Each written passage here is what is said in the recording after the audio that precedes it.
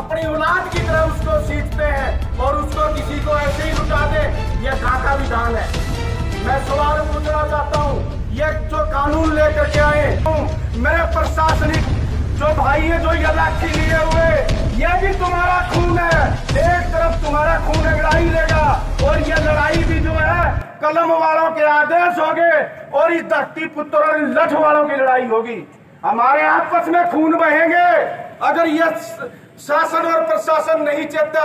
जो एसी की रूम में बैठे उनको ऑर्डर देना है, ये वर्दीदारी भी हमारा खून है, यह भी हमारा खून है और यह धार है वो भी इनका खून है और यही टकराएंगे। लेकिन मैं कह देना चाहता हूँ, समय रहते जो है सद्बुद्धि का प्रयोग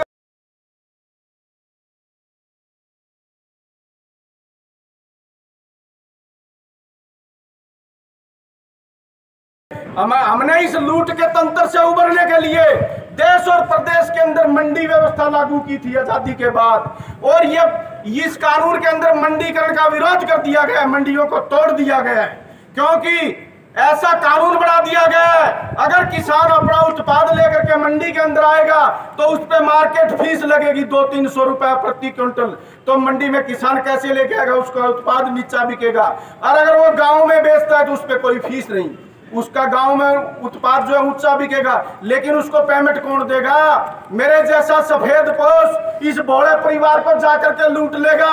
10, 20, 50 ट्रालियां गेहूं नरमा की ली और चलता बनेगा, पैसे क्या देने, वो शक्ल दिखाने नहीं आएगा। तो ये जो व्यवस्था करी गई थी, ये इस धरती पुत्र ने, छोटू राम जी ने जो इस कमेरे वर्ग को आस दिखाई थी और जो उन्होंने काले कानून के खिलाफ अपनी कलम चलाई थी और उस गुलाम हिंदुस्तान के अंदर एक लो जलाई थी कि इस भोले परिवार को भी इसके उत्पाद का कुछ लाभकारी भाव मिले।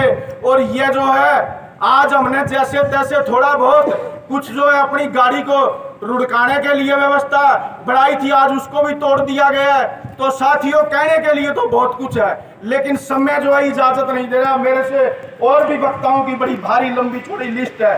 साथियों, मैं आपको एक बार फिर कह देना चाहता हूं कि लड़ाई जो है आप जीतोगे।